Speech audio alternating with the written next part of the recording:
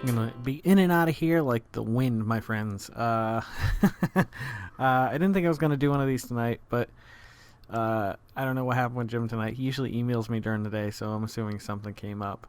Anywho, there's two things I wanted to talk about. I just ordered, or I'm just about to order, I should say, 10 lapel mics. I don't know why they're so cheap. Apparently, they're just cheap. However, they're very decent quality. I heard a few of them. I heard a few tests from these mics. I'm like, holy crap, that's really good. Like it showed the volume coming off of his Canon 60D, one of them, and he recorded his audio that way. Then he did the lapel mic, or the what's the Lavier microphone, and it sounded phenomenal. I was just like, whoa, what the hell? There was no background or outside noise. It was just his voice, and it was pretty nice. It sounded, well, I mean, not his voice specifically. I feel like I'm outside of my body doing this tonight. I don't know why. It's strange. Another thing that really grabbed me tonight. Anywho, we'll test those out in a few weeks when they get here. I took the night off for the 28th for my birthday. I don't know what's going on yet. Right now, I don't foresee an immediate end of the road party like on the birthday. We might do something before or after, but I don't know. We'll have to wait and see what happens. The world just keeps spinning on faster and faster, and I just can't. I'm just doing my best to hold on without falling off. Competition eaters disgust me and anger me. Now, I know they do this all over the world. It's not just an American thing. But the fact of the matter is, it happens a lot here, and we really like watching it here. Like, not me specifically. It just so happened that the title of this thing came up, number 14, Big Mac. But it didn't look like a Big Mac, and I was just like, oh, maybe people are doing their own recipes to get close to it, whatever. Or it was number 14 on the list of best burgers or something, which would be really weird. And so I decided to watch it. Well, it turned out to be a 14-pound hamburger, and this little, and it's, I'm not being racist here, he was Asian kid. It took him over an hour to finish it. He had an hour to finish it. If he could finish it in like 15 minutes, like the guy would give him $400. Nonetheless, this is my point. Like, why do we do this? A, it's very, very wasteful. Terribly wasteful. There's people out there who probably, if they saw that, would just, I don't know, what would they feel for humanity? I would feel just pure rage. Like, here I am starving, doing my best to get through life, and I can't afford a sandwich this week. And here you are buying a $99 cheeseburger that you're going to eat in under an hour just to say that you did it. When there's people probably within a mile or half a mile, a quarter mile, that don't even have a home. You know what I mean? That part of it really bugs me. Now, if you take that aspect out of it and it's just a sport type thing, it's disgusting. Why would you want to do that to yourself? Why would you want to be that type of person who can show off and say, I can eat the most pies in an hour. I can eat the biggest, cheeseburger in the world faster than anybody else. That's not anything to pat yourself on the back about. It's disgusting. Like, you're a vile, terrible human being. Wasteful, horrible, inconsiderate prick to your own body and society around you. So fuck eating competitions. If you take part in them, you really should rethink. On the other hand, it's a weird thing too. Like, I have taken part in like hot sauce taste testings or something like that. I remember once. Now, if you ever get the chance, I've had a lot of hot sauces that made me go, holy shit, that's really ridiculously hot.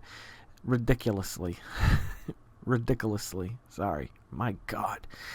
But my friend Brad, he was working for a software company that was programming the devices at Home Depot that you can get scan colors and get painted in that color exactly.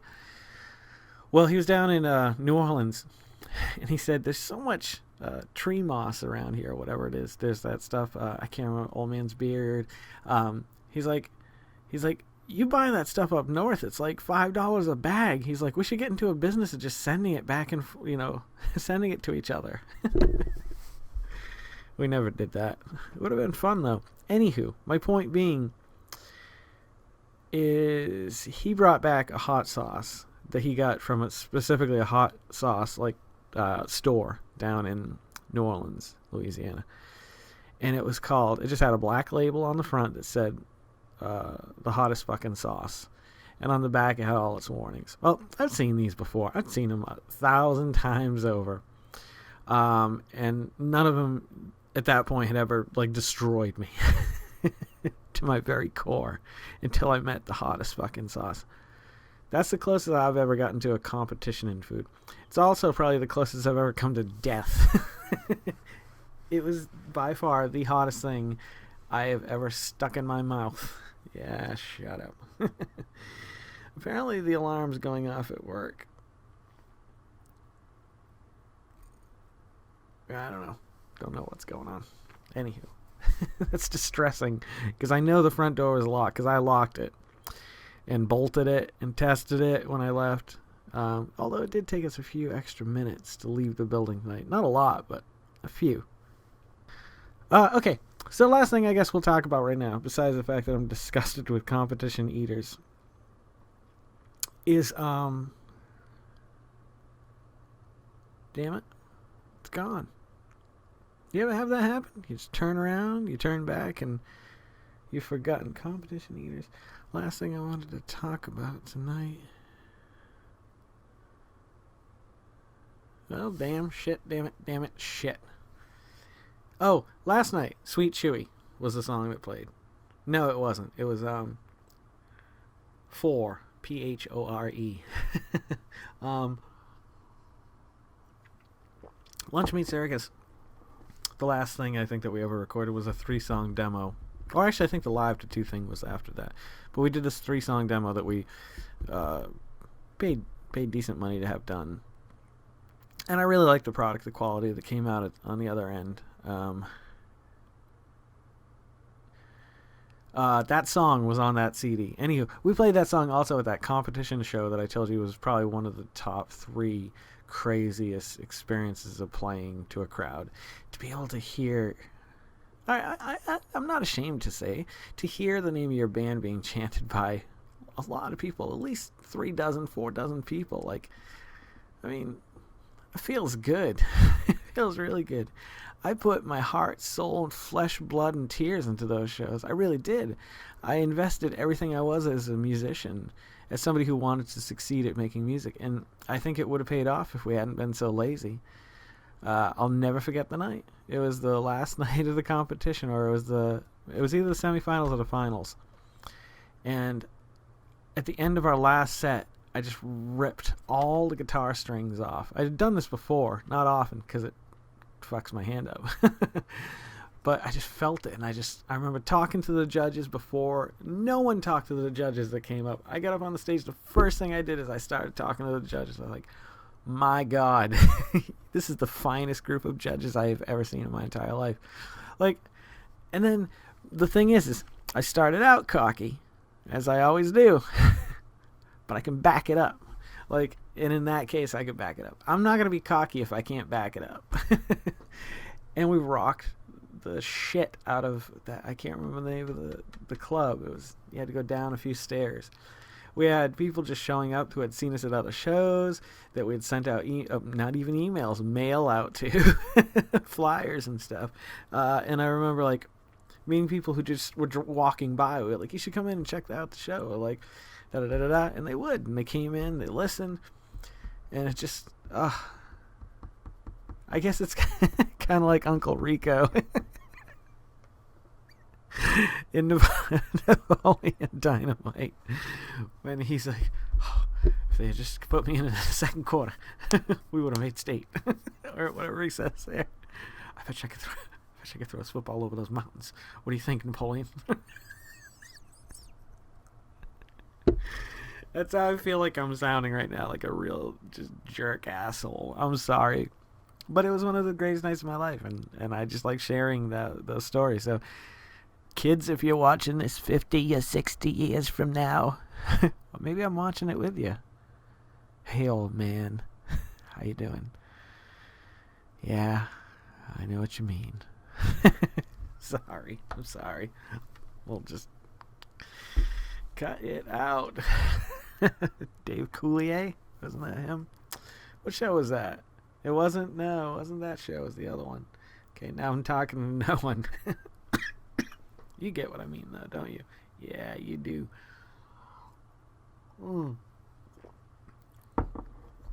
Thank you, guys, for sticking by me all this time. I promise great things in the future. I'm not gonna... I think this is what I'm supposed to be doing. I don't know why. I don't know how. I don't know if I'm doing it right.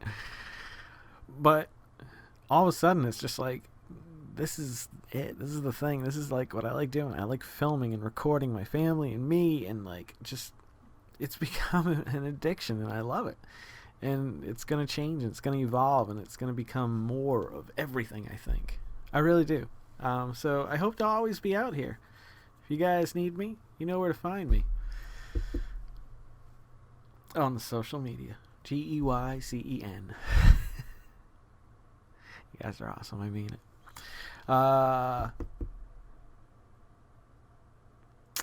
If you're loving watching these as much as I'm loving making them, please subscribe and pass them along to anybody who you might know who might like to watch them as well, and who also might like to subscribe. Follow me on the social media. Like I said, I'm all over the place. Here and there, I'm always tweeting. I'm Instagramming once a week, maybe. That's going to increase, though. I really enjoy that. I just need to get some good shit. What else can I say, man? You know what I mean? Don't forget to make somebody smile tomorrow. Make yourself a better person tomorrow than you were today tomorrow. Spend some time with yourself. Educate yourself. Make yourself better at something you love doing right now, or would like to do more of. I don't know what else to say about that.